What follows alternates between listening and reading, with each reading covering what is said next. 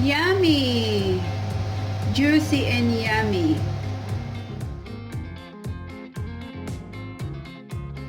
Today, we will cook breaded eggplant.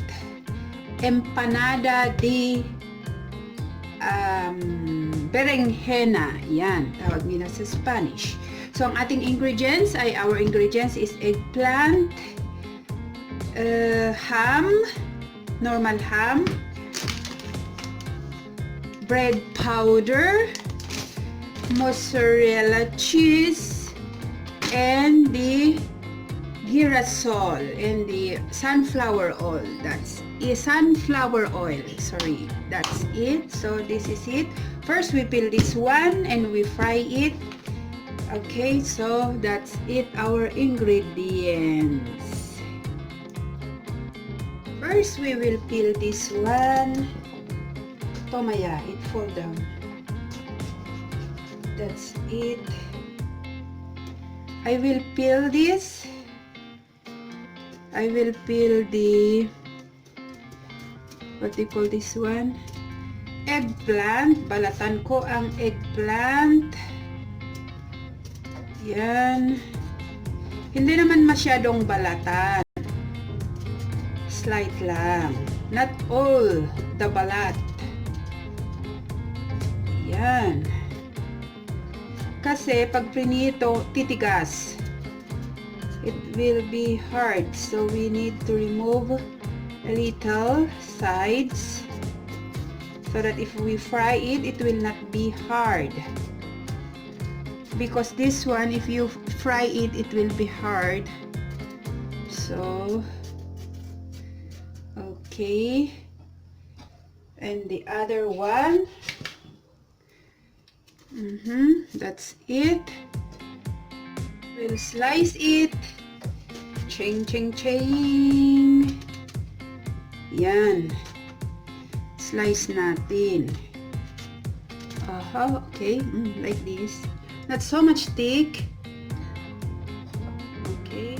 After we slice, we put salt. And then we put on the water. Soak it on the water. Yan. Para manamis-tamis.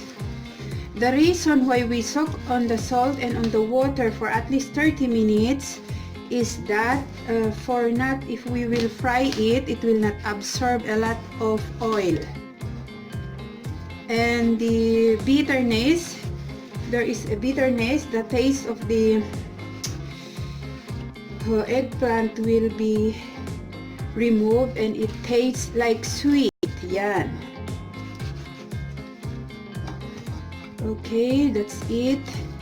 We will soak it with water. Yan. 30 minutes na ibabad ko sa tubig. I will soak 30 minutes the eggplant on the water and then later I will fry it after 30 minutes. Okay? So after 30 minutes soaking the eggplant, the water with salt, ayan, inalis ko na ngayon, and now we will fry it here on the oil.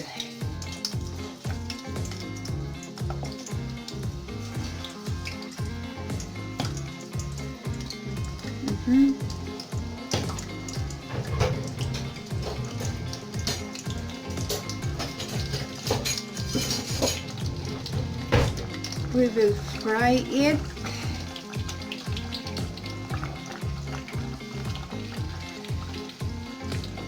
Yeah. We will put the exhaust fan because it's smoky. Sorry for the noise. Yan. Yan. It's already fried.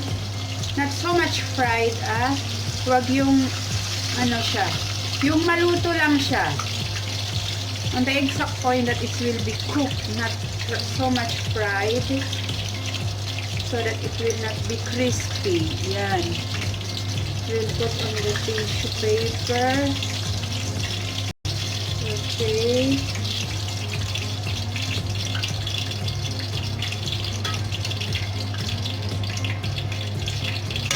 this is it.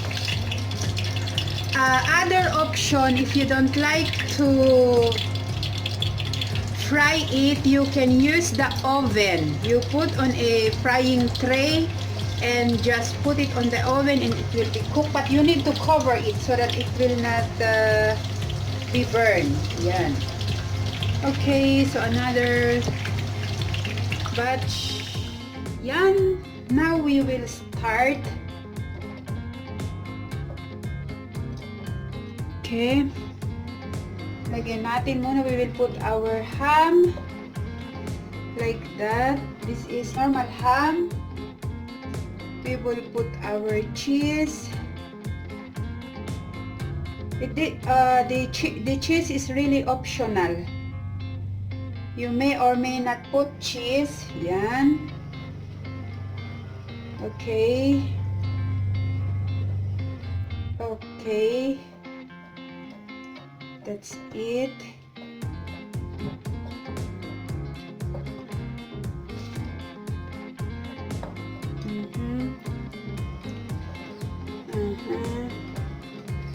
Ayun. Yun na siya. And now I will bread it with the soak it with the bread. And now on the egg again on the bread here. Yan. Yan. So, ito na siya. Ito. Later, we will fry it. Yan. So, next.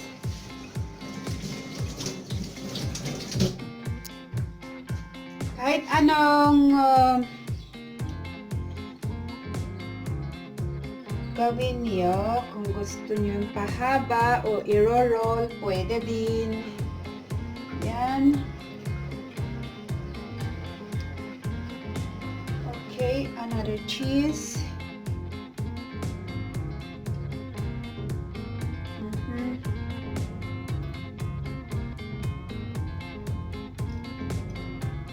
Okay, that's it.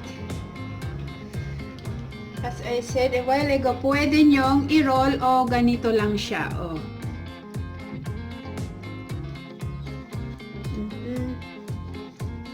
We will do this for the so that you will see. Okay.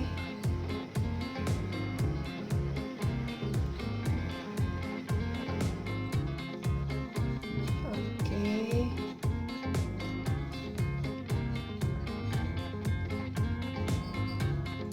It's very easy. Ayan. Okay. Another. Ito, hindi ko lagyan ko din ng cheese. Pero yung mga iba, hindi ko lalagyan ng cheese kasi ayaw ni Habi ang cheese.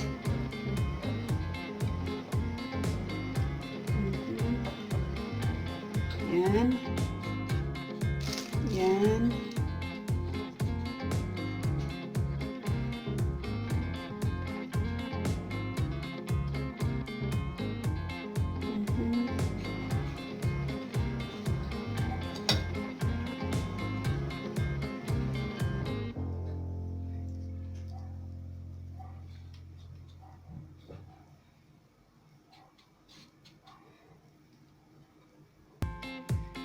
Okay, ito siya. Okay. So, one down.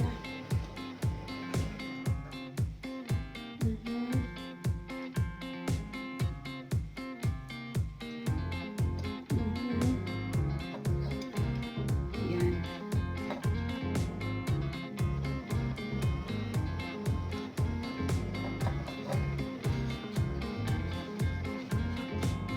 Just the same procedure until it will be finished. So our ingredients is eggplant, bread powder, the egg, cheese optional, and the ham. You can use normal ham or the special ham. So that's it. Another mix. So ito na siya. Ito na. Ito yung roll at saka ito yung pa-flat na ginawa ko. So now, i-fry natin, deep fry natin ulit. Okay. Yan, pinainit ko na itong ating oil. Pwede na. So, ayan. Yan. Apat muna para hindi mag-crowded. Okay? That's it. Yan. So now we will turn it. Look at it. Yummy. Okay.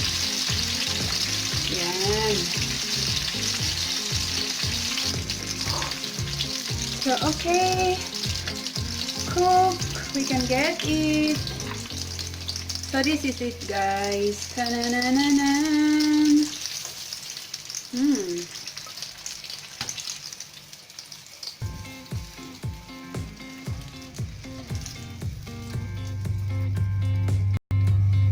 Yan. Okay.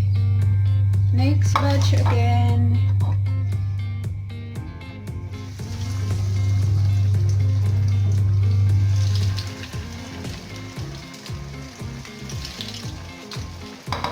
Later too. Okay, that's it.